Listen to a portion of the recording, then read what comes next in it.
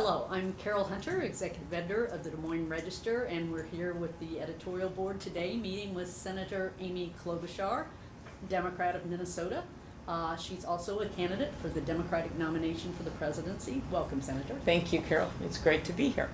Let's go around. We'll introduce the editorial board members and other members of the Register staff. I'm Richard Doak. I'm a member of the editorial board. Rox Laird, member of the editorial board. Andy Dominic, editorial writer. Shelby Flaggemer, reporter. Brianne Fonensteel, Chief Politics Reporter. Rachel Stastenberger, Politics Editor. Well, let's start with the obvious. Why are you running, and why do you think you're the best candidate in this very big field? And it is a big one, but I have a strong case to make based on my record and what I'll be like as a president. I announced in the middle of the Mississippi River on an island in a blizzard. I could have gone inside, but I wanted to show my Iowa grit. And I ended up with 4 inches of snow on my head. And as a sideline, actually, the woman who did my hair that day became famous, an icon, because it never moved. And she told me about a month and a half later that she had actually come back to see the whole spectacle. And she said there she was, and everyone's cheering, like 9,000 people, and they're sledding in and skiing in. And then she said, I go, well, it was so fun. She said, not for me. She said, I was petrified. I said, why? She said, well, when you were sitting there, you didn't notice it. You were looking at your speech, but I noticed there was some gray coming in your hair. She said, and I sprayed a bunch of brown stuff, and I was petrified it was going to come rolling down your face on national TV. So that was how I started. But I picked that place because I wanted to make the point that we need to cross the river of our divides to get to a higher place in our politics. And it's also actually right near the bridge that collapsed that summer day, not unlike this one. And the whole world watched, just like they see in Iowa when there's flooding or disaster. They saw ordinary people doing extraordinary things. They saw a off-duty firefighter tethered to the side of the river, diving in and out, looking for survivors. They saw a tasty truck where the guy could have saved his life ramming in the back of a school bus, but he veered off and burned to death in his cab. They saw the school bus with the kids on that bus plummeting down, hanging on a guardrail, and a young guy, Hernandez, who is the camp counselor, has to make this split-second decision of he's going to run off to save himself, because it looks like the bus is going to go right in the water, but he gets every kid off that bus to safety. That is the American spirit. That is a country that is bigger than any of the individual people. Those are ordinary people doing extraordinary things. And what really bothers me about this president is that he doesn't seem to see that heart of America or that spirit. And I'm running because I'm someone that has spent my career and my life bringing people together. It is how not only I've run my campaigns by bringing in votes of not just our base of Democrats, but also independents and moderate Republicans, but more importantly, it's how I've governed.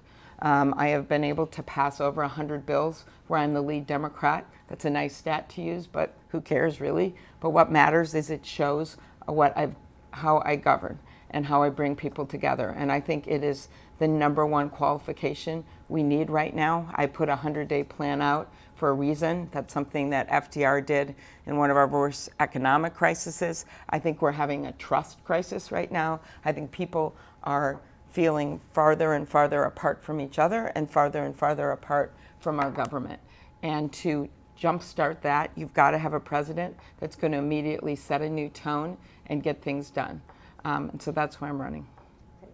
Well, let's dive right in on one of the biggest issues, which is health care. Mm-hmm. Now, you've talked about putting in place a nonprofit public option that allows people to buy affordable health insurance.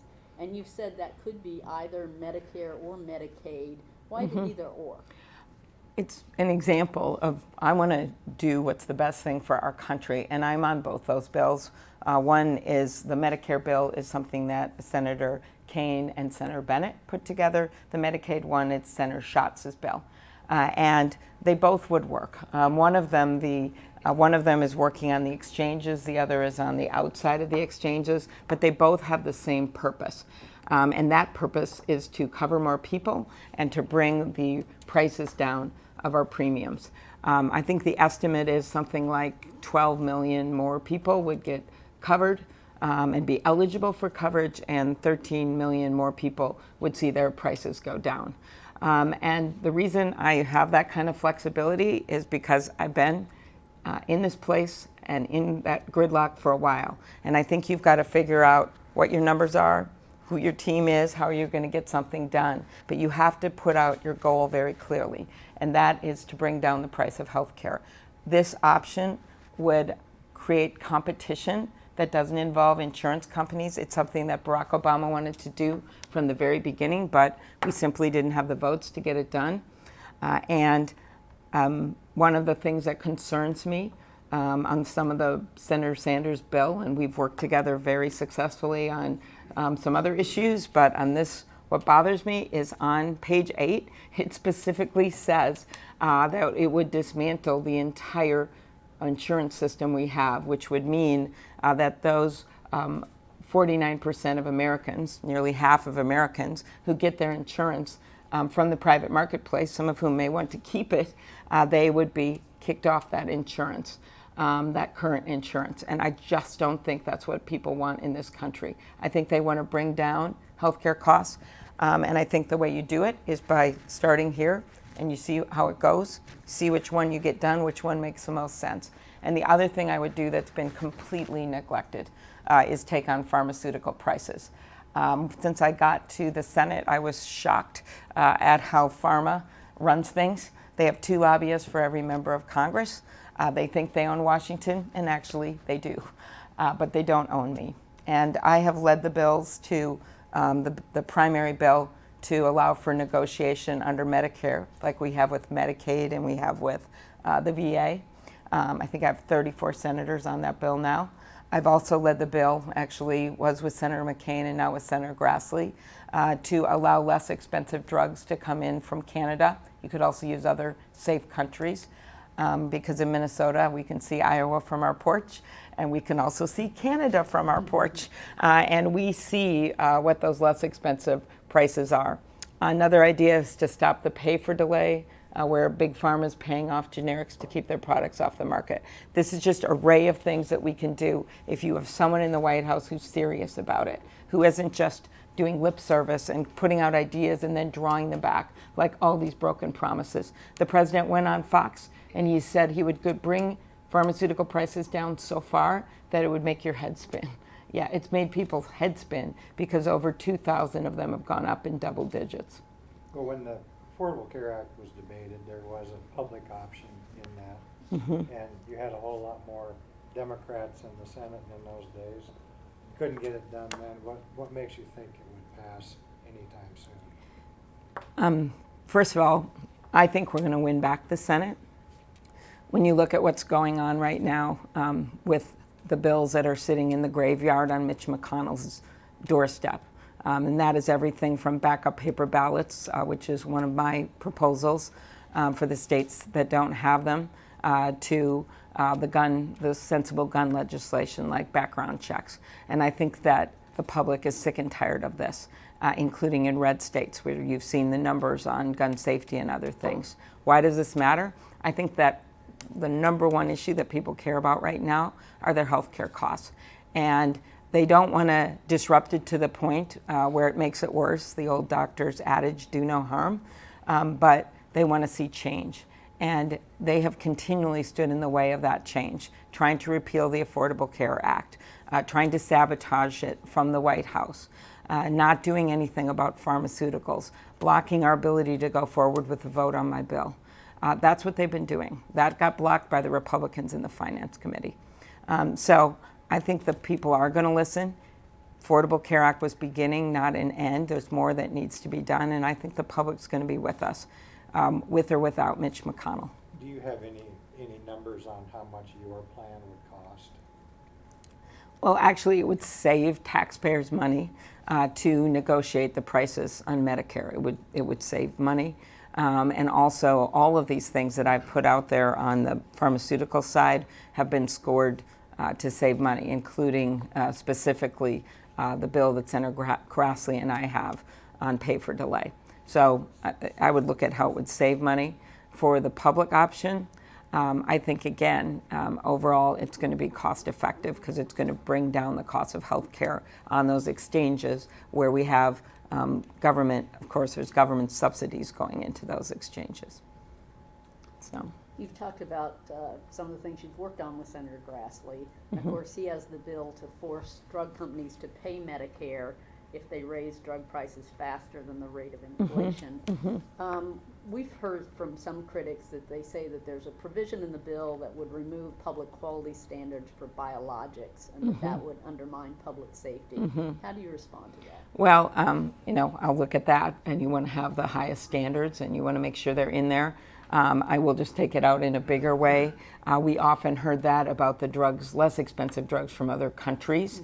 So you do want to have safety standards in, but it is often used by the drug companies and others as a reason not to bring in competition. And I think that is the whole problem here. And I'd actually extend it out into antitrust and the lack of enforcement and the conservative judges that have blocked advancement on antitrust. A lot of these cases involve like what happened with EpiPen or what happens in some of the markets with insulin is the competitors have just vanished. Sometimes they have gone out of business. Oftentimes one company buys the other company, like happened with a premature baby heart drug called indomethacin. That was my first encounter with this from our children's hospital. One drug company bought another. There was no competitor, so they jacked up the prices astronomically. So I think we need to use more than just drug laws. We also have to use antitrust laws at looking back at these deals, at examining them for what happens. There's just not enough competition in the market. So I would say, yes, have safety standards, but don't let the companies basically bamboozle you and lie to you that that's a reason not to have competition, and then even stretch it out beyond pharma to look at antitrust. It's everything from the ag market to railroads to what we see with tech companies and pharmaceuticals. I'm the ranking on that committee and know a lot about antitrust and have led a lot of those bills, and I think we are entering another gilded age, and we can do this pragmatically, but when we look at it, remember, it was the Iowa Grangers that led the way when the prices were getting too high and they wanted small businesses to be able to compete. This was a pro-business part of American life. It was Teddy Roosevelt. Senator Sherman from Ohio was a Republican. And this was all about bringing competition into the market to bring prices down. And we've gone far away from that. And that is a big element of what goes on with Talk a little pharma. more about insulin. I think you had a high-profile death. If I remember right, it was Minnesota, a young man up there who couldn't get his insulin. We've had some of that in Iowa. Yeah. Insulin, I mean, is antitrust really the answer for insulin? Or do you think maybe the government should manufacture? I mean, what do you do? No, I think you need more competition. I think you can have triggers, and if the prices have gone up for insulin or other drugs to a certain level, then you can bring in less expensive competitors from other countries. You watch if we put that in place, what would happen? They would bring the prices down. I know it.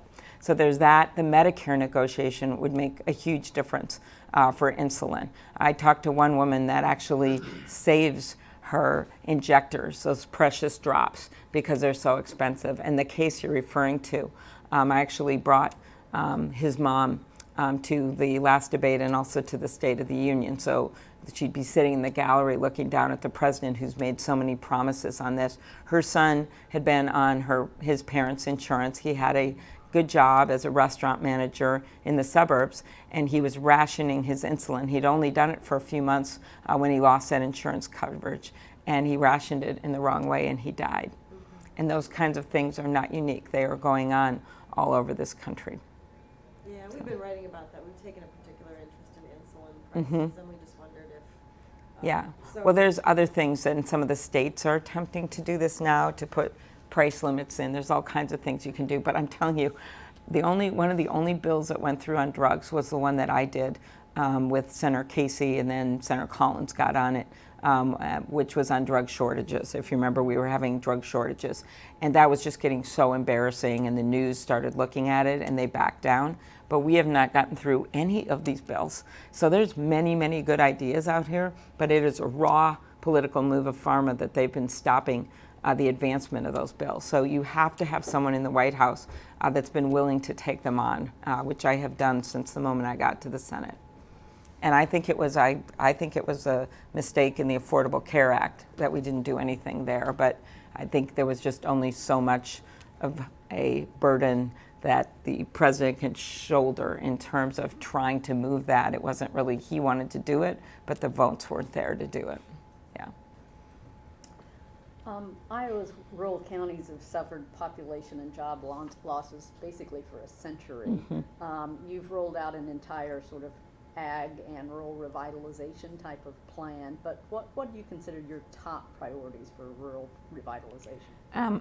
My top priority is economic. It is everything from broadband is one of the top ones. Iowa actually measures up pretty well, but when you look at rural America as a whole, it's a big problem. And I figure, having been to Iceland and see that you can get like broadband next to a volcano, maybe we could hook up Nebraska. So that's part of it. And then, because you're not going to be able to bridge the rural-urban divide if you can't even email your grandma. Understanding that one size doesn't fit all would be a basic theme of how I look at rural. I visit every single county every year in my own state, and I have visited, just as I did here in Iowa, hospitals and electric co-ops, small co-ops, and just seeing the differences you have in rural. So part of this is keeping in place our critical access hospital system. I know that over a dozen Iowa hospitals could close down if we're not careful here. And so keeping that in place. I have another bill with Senator Grassley about an emergency room designation, that you could have a second classification of hospitals so that we could keep them open at least for certain services if they don't cross every T and dot every I, because you at least have to go to an emergency room before you get transferred somewhere else. This idea that I love, I'm just coming off our Minnesota State Fair as well as your Iowa State Fair, that food doesn't magically show up on your table. What I love about state fairs is it allows metro people to see the biggest pig and see the biggest pumpkin, like I did it in Des Moines, and understand what goes into agriculture. I've been a strong proponent of the Farm Bill. One of the most senior members, been through 3 negotiations, and understand all that goes into it, including the conservation provisions that are so important, the nutrition provisions, the issues we've been having with dairy and losing small dairy farmers. I authored the vaccine bank with Senator Cornyn when we saw what happened with avian flu in Iowa and Minnesota and other places, as well as H1N1 and some of the other diseases, so we're more ready next time. Being prepared for this next generation of biofuels. I'm the one that authored the amendment that put a big chunk more money into biofuels development, and I've been very distraught about what the president's been doing with granting these secret oil waivers, not just to little refineries like they were meant to do, but to big companies like Chevron and Exxon, and he just did 31 more. Former Secretary Vilsack and I are coming together this afternoon with the former head of the corn growers of Iowa to make the case that this is just wrong and it's bad for the economy in rural America. So for me, it's a combination of doing what we can so that kids who are born in rural America can live there. And that means everything from making sure broadband works, making sure there's a manufacturing base, and we support that, doing more when it comes to healthcare and education, and then finally, of course, the Farm Bill and understanding the critical role that plays in the ag economy. And I'd add one thing that I think you guys have correctly editorialized on, and that is immigration. That we need immigration reform for rural areas of this country. We don't have enough workers in our, especially rural, in our manufacturing facilities and on our fields. And there is a way to do this with comprehensive immigration reform. It's an arduous path to citizenship, but it is the right thing to do for our economy. That bill we had in 2013 was supported by the Farmers Union and the Farm Bureau, as well as the migrant groups, in addition to the Chamber of Commerce and the AFL-CIO. I called Grover Norquist as a witness when I was co-chairing the Joint Economic Committee because he was for that bill.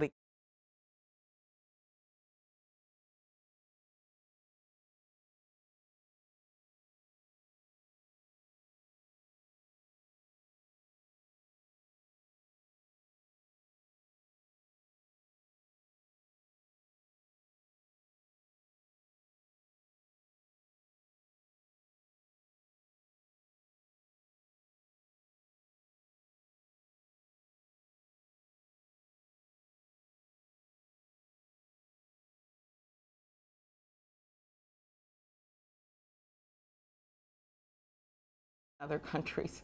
And in states with low unemployment rates, we have to see it that way. And the president, he literally uses these immigrants as political pawns instead of doing a long-term solution, which, by the way, would give us some money for the security at the border and for processing asylum cases.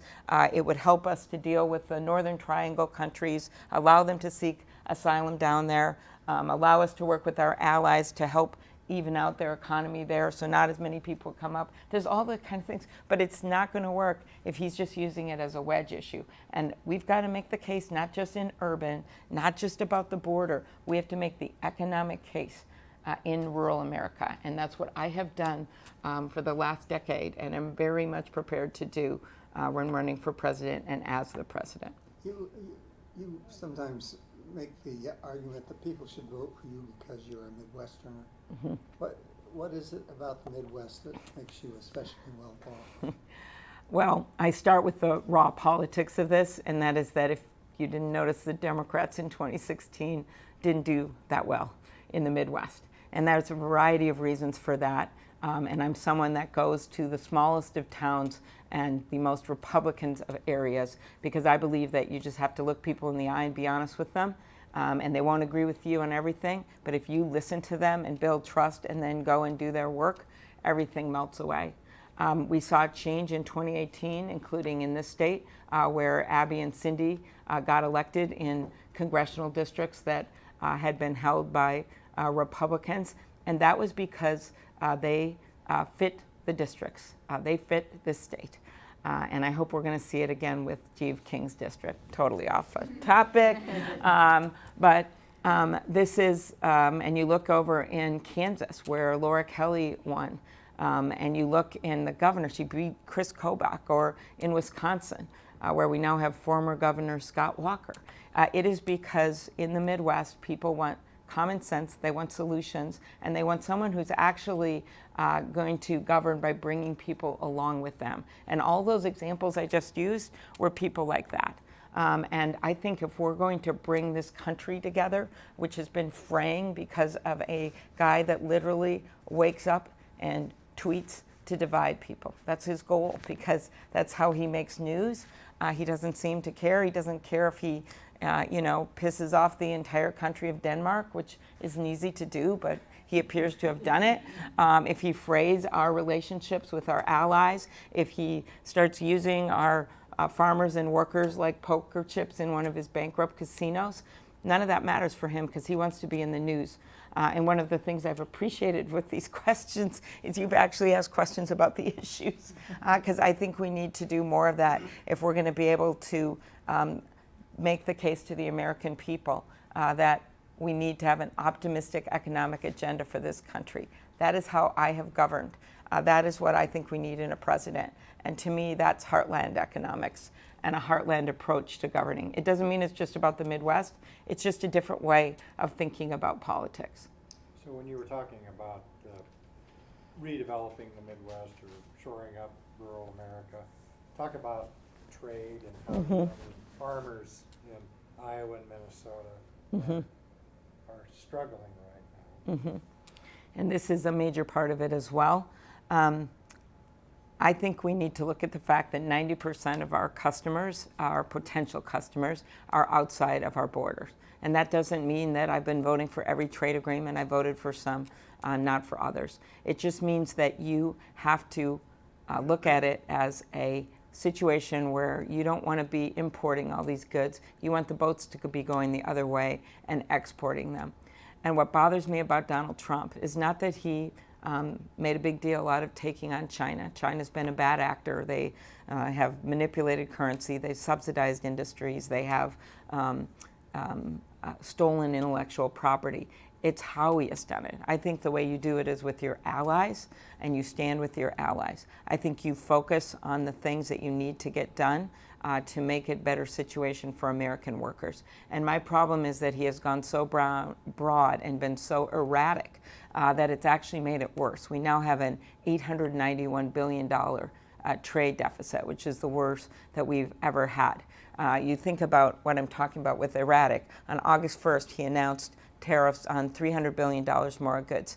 Then about 2 weeks later, they withdrew them on $160 billion, or suspended them. Then on August 20th, he said he was going to reduce taxes, which I don't think that we should be doing right now when you look at what's happening with our debt and how he has greatly increased that debt. And then the next day, he changed his mind, all this time going after the head of the Federal Reserve. So all of this has just led to chaos in our trade policy. So I think he should go back to the negotiating table. I personally am a big believer in intense trade enforcement. We had a situation in Minnesota with steel dumping from China, and a bunch of our iron ore mines in northern Minnesota closed down.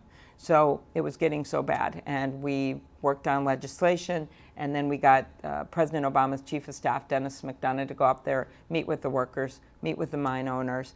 And I still remember this moment where this mine worker named Dan Hill, he has told the story to the president's chief of staff. He's literally that far at the end of the table from, that's how far it was. And he was the last one to talk. And he said, you know, my kid just graduated from preschool, Mr. McDonough, and all the kids were saying what they wanted to do when they grow up. And kids said that they wanted to be a doctor and they wanted to be a baseball star. And he said, my kid said, I want to be a miner like my dad. And then Dan Hill took this steelworkers t-shirt and he threw it down the table to Dennis McDonough, who at one point was a star football player for St. John's in Minnesota. And I just kept thinking, catch the t-shirt. And he caught the t-shirt. And then he got to be friends of this incredible man, Dan Hill. And we then pushed on trade enforcement. They really took it on in a big way through the Commerce Department, and it made a difference. It made a difference literally in a year.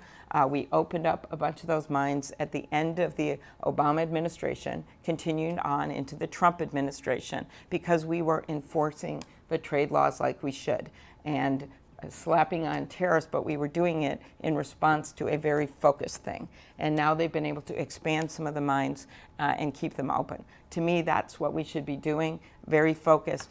Instead of having soybeans mounting in bins all through Iowa and farmers sobbing when the door closes and the press isn't there, with me saying, you know, this is my way of life. And yeah, they're going to throw a bunch of money at me and I'll take it. But one, rationally, I'm going to start losing these contracts, even if it comes back in the long haul, because they're going to go to other countries. And then emotionally, I took on this farm from my dad, who got it from his dad, and I don't want it to end with me. So you've got that going on. Pork is at its lowest level of exports in 9 years. And I just think the way he's doing this with the chaos is wrong for our country, and we lose credibility. There's an old saying in trade negotiations that you've got to be good on your promises and good on your threats, and he's been good on neither. So you seem to believe that it's possible to get China to stop being a bad actor Well, and continue to have trade with them. We have not been able to do that to this point. And a lot of people who disagree with the strategy say Trump was the right to take on China. How do you achieve that? I think you achieve it with your allies and with very focused tariffs. I'm not against, I want to make this clear, I'm not against all tariffs by any means. I just think the way he has done it without allowing for any room for negotiation with the tweets and how he has handled this has made it worse. You know, I hope it works. I want it to work for our farmers and for our manufacturers. But right now, we are getting to the point, even if it works, where the long-term damage has just been so great. I want to ask a climate change question. You've said you want to adopt a carbon pricing program that does not have a regressive impact on Americans. So how would that work? Okay, so we'll just step back a little from the weeds. First of all, we need to do something about our climate crisis. I think now it's not just the melting Greenland ice sheet and the rising sea levels. It is also about farmers in Iowa, and you've had, I think, the wettest year in ever, maybe.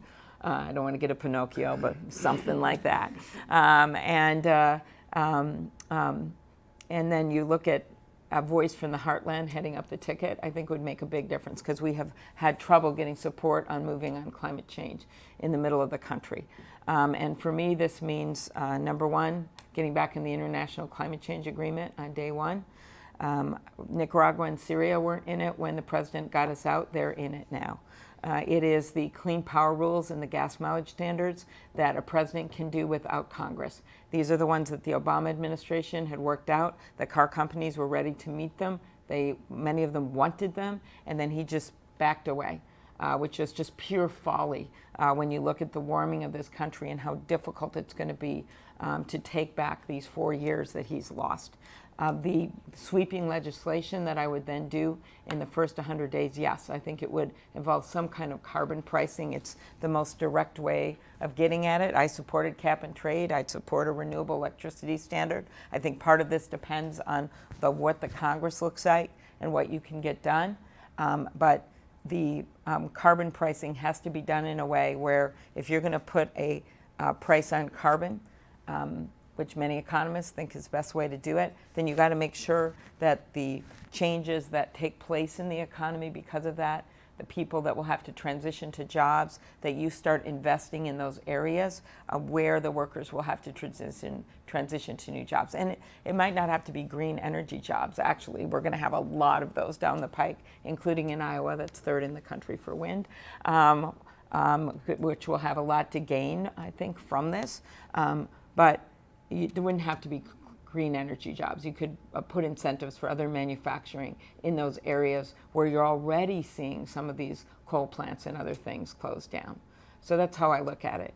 But we simply can't wait. And I always think of this woman named Fran who I met in Pacific Junction near the Nebraska border. And she had me look through her binoculars and she says, "This is my house. I bought it with my husband and our 4-year-olds.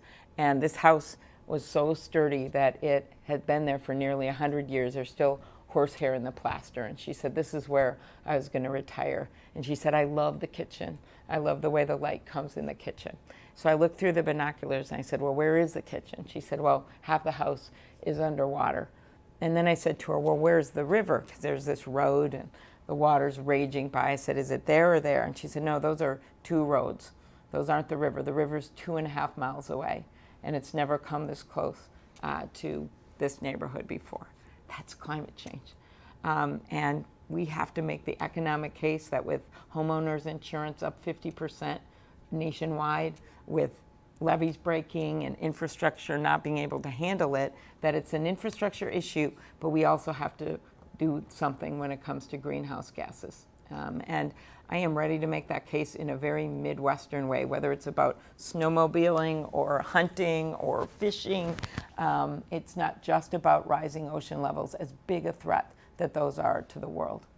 Do you think that changing farming practices to sequester more carbon could play a significant role? And that is actually an exciting development. We did a pilot on that in the Farm Bill. And I think one of the things that we have to do when we talk about climate change is talk about this in the Norman Borlaug fashion, with that spirit of opportunity. When he developed that science to feed 1 billion people, that was a major challenge. But he came at it, I think, with this sort of can-do spirit in terms of a positive, something we can do. And we have to do the same thing with climate change. We have to see it as the economic opportunity of getting even more wind in Iowa and doing even more with manufacturing, of taking, when we have these farm programs. Tom Harkin was such a leader and still is on CRP and CSP and some of the programs that we have in the Farm Bill for conservation. And we've kept those in there, but that's been lagging a bit. And I think we need to do more and extend it. And we did this pilot on conservation with native soil and allowing for the sequestration of carbon and using soil to do that. And I think it's actually a really exciting thing, as is planting trees and things that we can do that are not naive. They're not the only answer, because we're going to have to do a lot with research and development, given all the carbon that's going to remain in the air even after we make these changes. But we want to make sure when we do this that everyone's a part of it. And that's what's been lacking. After 9/11, I think George Bush could have gotten the whole country, or at least 80% of them, behind him, because America was so united, to say we don't want to be dependent on these foreign countries and their oil. So let's work on this. Let's develop our uniquely American energy. And I think he would have gotten people behind any of this that I'm talking about. But he asked them to go shopping, and we missed that opportunity. Then right before Obama came in, we had a vote on renewable electricity standard, which was similar to a bill that I was leading, and we were one vote short. Then President Obama came in with all good intentions, went for cap and trade. I had thought we should first do renewable electricity standard, even though I supported cap and trade. And we lost that opportunity too, because we couldn't get it through the Senate, even though he worked so hard to get it done.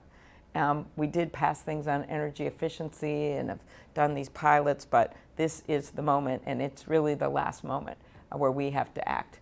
And we now have 99 senators that said climate change is happening. Yay!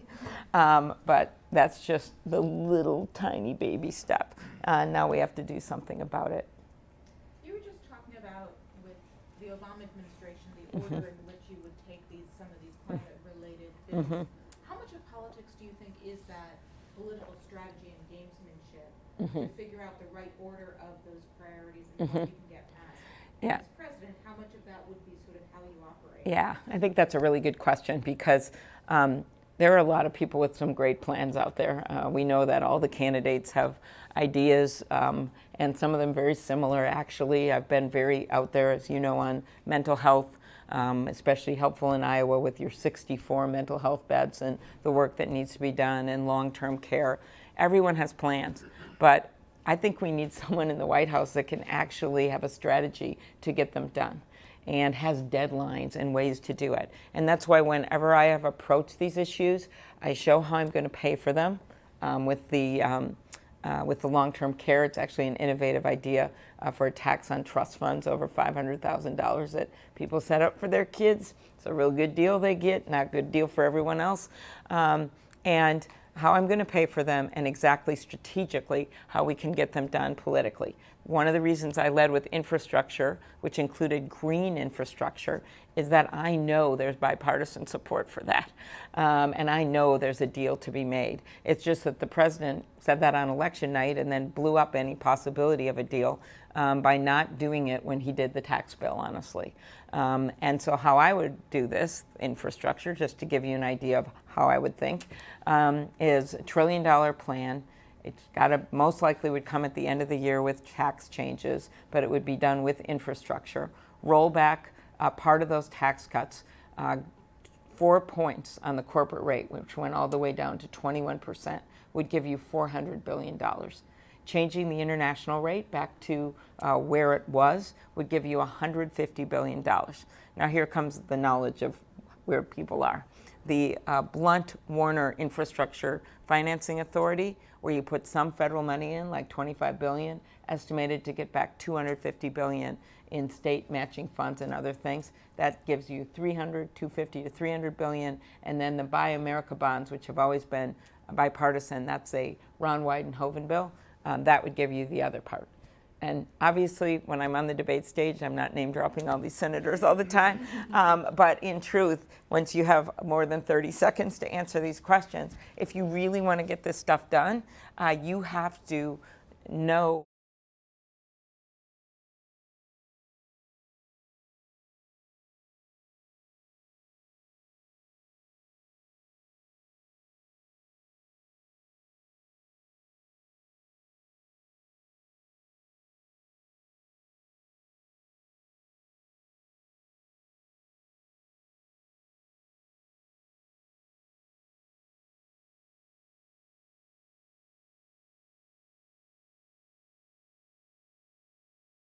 No, woman, to which I responded, I'd like to see how your hair would fare in a blizzard.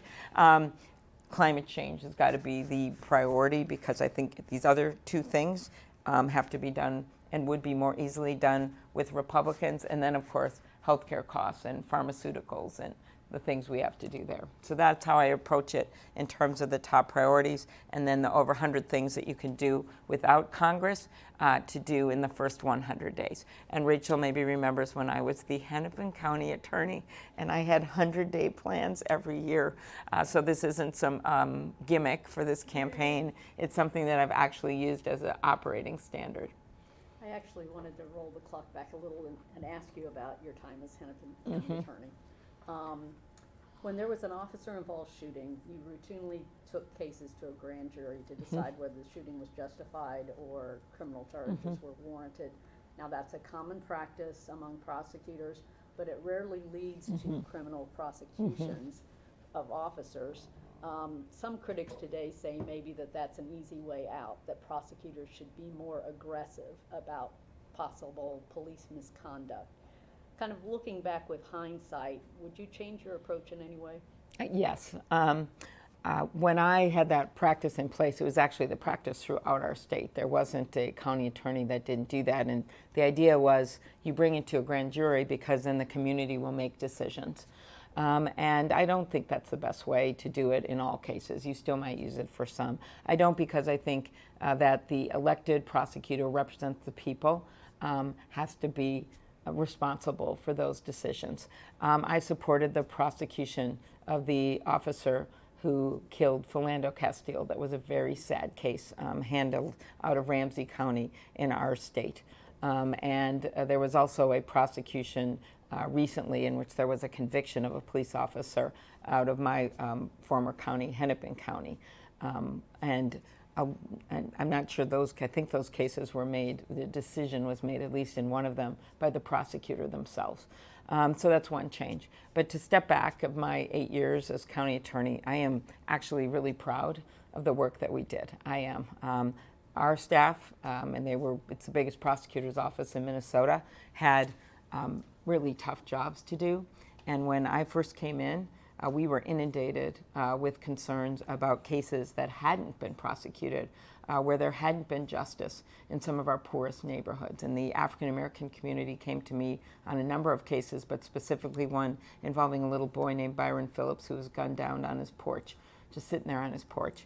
And we worked with the community, we did billboards, and we worked with the police, figured out who did it, and brought those perpetrators to justice. Same thing with a little girl later named Taisha Edwards, gunned down doing her homework at her kitchen table, and we put those guys in jail.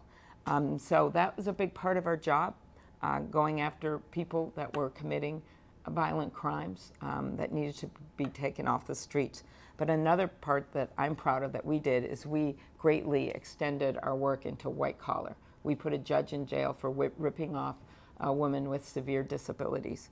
We put people who committed tax fraud in jail. And we didn't just look at those crimes that were committed with a crowbar. We looked at those crimes that were committed in the corner office. Other thing we did is work with the Innocence Project on doing a new form of eyewitness ID, actually pioneered by Gary Wells in Iowa, professor in Iowa. I worked with him. He came up to Minnesota and showed me how he was doing this so that we could reduce racial bias in eyewitness ID. That was something the Innocence Project was pushing at the time, and I was one of the first prosecutors to try it out. And now other jurisdictions do it as well. And then we brought more people of color in the office to better reflect the community. But all that said, there is institutional racism in the criminal justice system in this country.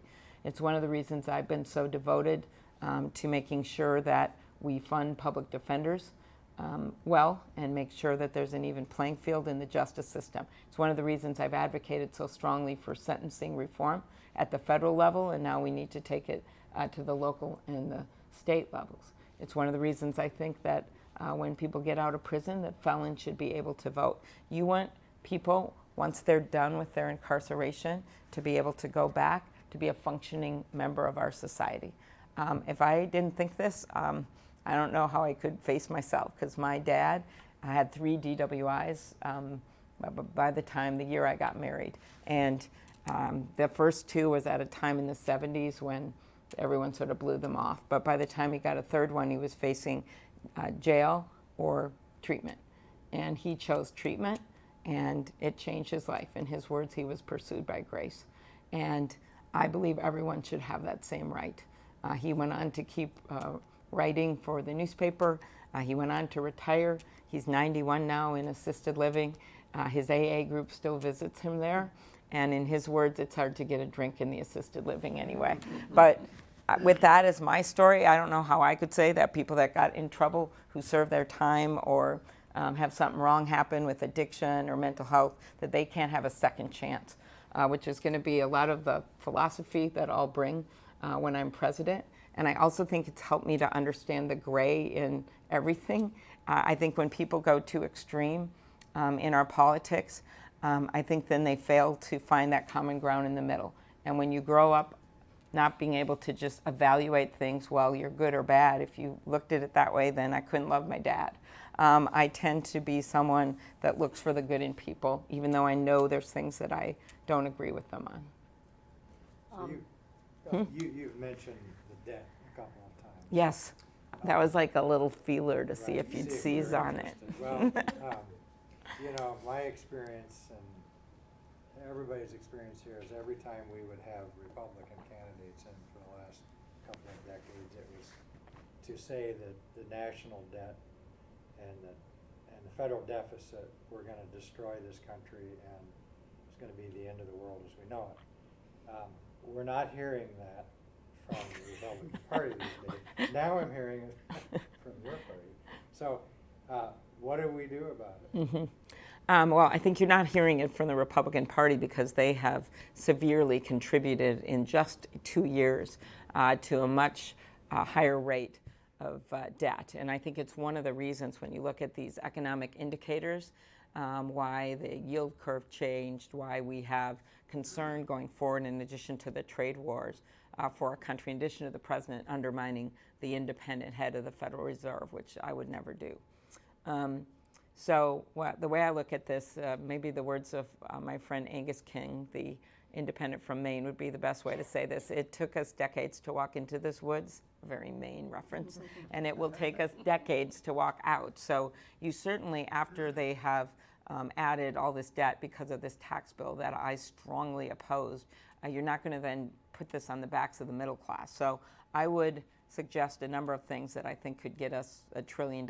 Some of it would be used for investment and in paying for some of these things. But there's a lot we could do to at least bring us to a better place and a better fiscal outlook. One of the things would be changing the capital gains rate. And maybe you wouldn't change that wholesale and reward some long-term investment, but you could save hundreds of billions of dollars by going to more of the personal income rate. Changing the hedge fund loophole, that brings in $14 billion. The oil gives away tens of billions of dollars. I mentioned the trust fund change, which no one has really seriously looked at doing for a trust fund for a family member that's over $500,000. That would bring in hundreds of billions of dollars if you simply tax the appreciation on that. I mentioned immigration reform, $158 billion deficit reduction in 10 years. So, but none of this is seriously talked about. I withheld my vote on the one of the budget votes at one point with a group of us because we were pushing for the formation of the debt commission. That debt commission happened. It wasn't a formal commission. It was a gang of men and of senators. It's only in the Senate that a gang is viewed as a positive thing. But and they came up with some ideas. I didn't agree with all of them, but at least they were worth debating and not just putting on a dusty shelf. And so what I really see with this precedent is right now, while you say people come and talk about it, look at where we are now. Just in 2 years, the deficit is forecast to be over $1 trillion. In 10 years, if we're at this rate, the debt is going to be at its highest level since after World War II, if we continue on this course. So I do think we're going to have to look at some of these ways, and he has just made it worse, and we're going to have to reverse some of these policies to get us back on track. But long-term on the spending side. That is, and yes. Social Security and Medicare. So let me talk about those. So on the spending side, first of all, on the defense side, I would sit down with my Secretary of Defense and look at exactly where we can make some reductions there. It seems like Trump has just gone wholesale with whatever's out there, and they haven't really looked at it like we did back over a few years. We at least started looking at some of these weapon systems and other things to figure out what made sense, what didn't make sense. On the domestic side, I would get Social Security secure because I think we know it's by 2026 that Medicare is going to be delivering at, I think it's some percentage. I mean, it's still somewhere, I think it's 90% of benefits. And then if you go 8 years later, Social Security then is delivering it at a smaller percentage than they are now. So I would actually lift the cap on the Social Security contributions. You could have kind of a donut hole where people pay in and then they stop paying in for a while up to $250,000. I think it's $133,000, or if I remember right, to $250,000, and then you could start the pay in again at $250,000, and that would actually keep it solvent into the future. Medicare, I would do. Prescription drug changes would help a lot. Allowing the negotiation would reduce prices there greatly, as well as doing more when it comes to all these other things I mentioned, more competition. It's nearly 20% right now of healthcare costs, which, when you include hospital pharmaceuticals, are pharmaceutical costs. And then the other thing I would do is just do more and more to ensure quality care over quantity. We did some. I authored the quality index in the Affordable Care Act, but I think there's more we can do with that as well, which would bring down the costs. And both Iowa, Minnesota, a lot of the states, Wisconsin, have done a lot on trying to figure out how we get cost-effective care. And then there's other states that have not been focused, and you want to put these measures in. And that's what bothers me with what the Trump administration's been doing. They've been just sabotaging the accountable care organizations and some of the other things that would help you to reach a better place in our healthcare system. So, and don't forget long-term care, which is the elephant in the room that no one's dealing with. And we should do more with making it easier to afford long-term care insurance and working on Alzheimer's and other things like that. I want to ask you about pizza sauce, but Okay. this will lead to something serious. Okay. All right. So you did a zigzag on.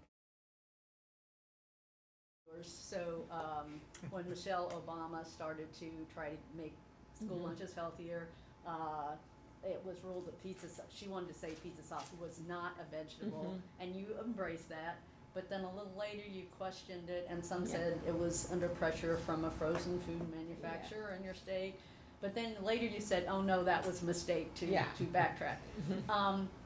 The bigger question is, in a lot of areas, Democrats, yourself included, want to do more regulation, whether it's on pharmaceutical companies or financial regulations or climate change.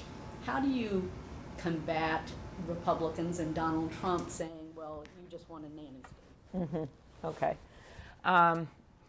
First of all, just on the issue at hand, there was just a letter. It wasn't a vote, and it was just based on some study or something that had happened. And I made very clear after I had understood the ramifications of that, actually in the New York Times, that I regretted that letter and that it didn't say pizza was a vegetable. It was just based on those things. And pizza's not a vegetable. And as I said at the time, French fries aren't a vegetable and all of that.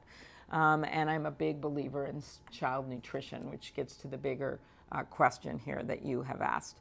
Part of that is my daughter actually was in public schools, as I was, and my mom taught in them.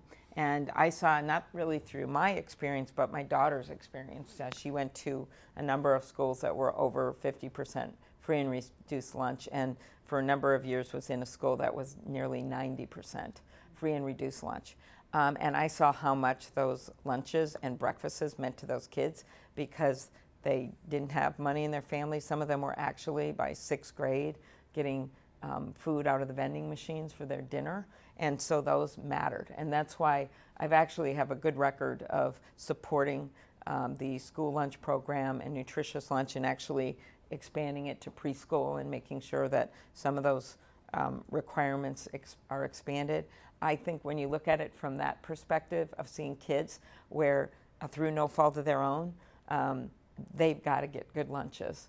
And we all know the numbers on if you get fresh food and fresh vegetables and you're able to eat good things, that you're going to do better in school. You're going to do better if you're not hungry. Your health is going to be better. You have less chance of getting obese.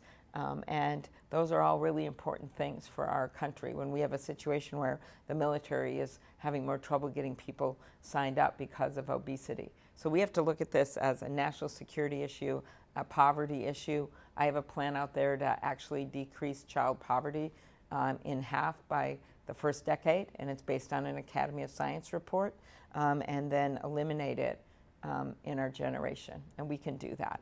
And I think that's a pretty good galvanizing goal when it comes to nutrition and hunger. So no, I don't view this that way at all. I think you've got to have standards in place, and a lot of families need the help and others don't.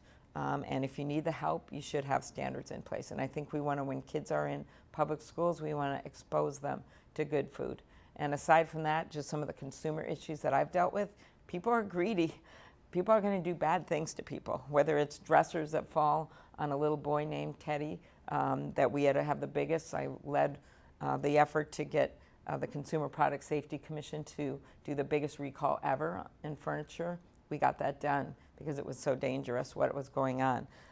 One of the proudest moments I had was when we passed the bill to have safer pool drains. It might sound small. It wasn't small to the family of little Abby Taylor, who lost her intestines and died in a year.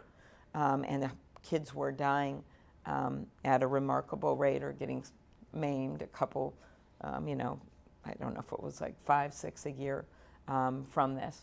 And after we passed that bill, 2 years ago, the head of the Consumer Product Safety Commission testified and said they hadn't had one death since we passed that bill. So, they can call it nanny state. I think it's called saving lives and working to improve people's lives. In your book, it's called The Senator Next Door. Yeah, I just did that for you guys. Yeah. So then I can Say- sign it down here, your senator next door. So it literally is true in Iowa. But it feels like you've had, and the polling would say you've had trouble connecting here with Iowa's caucus goers. I mean, you've talked about your pragmatism, your bipartisanship, your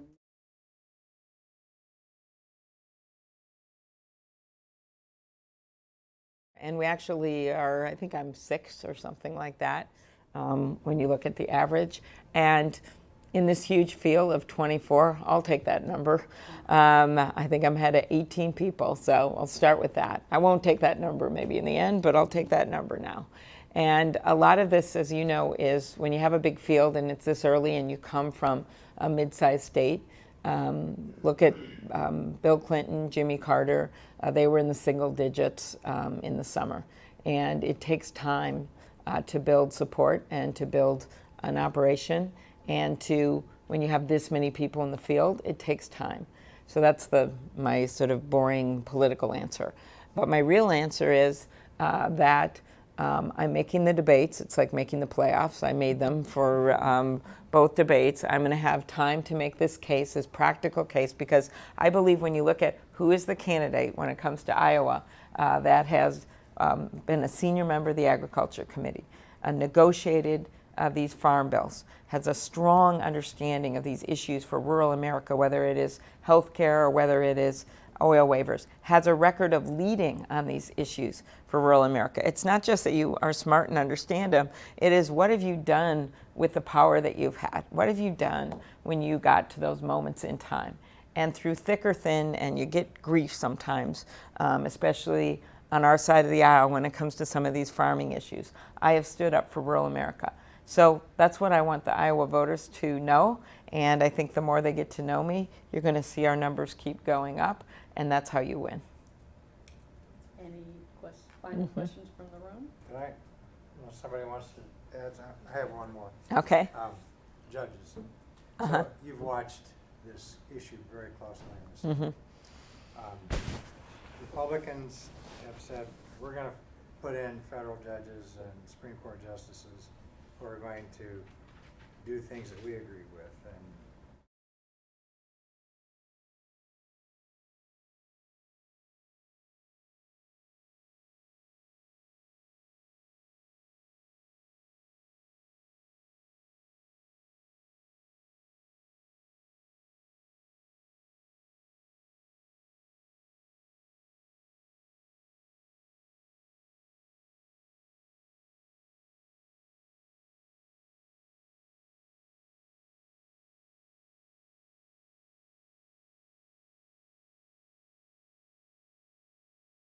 I know a lot of judges, they're on the local level, who are still like that, that do their jobs without fear or favor.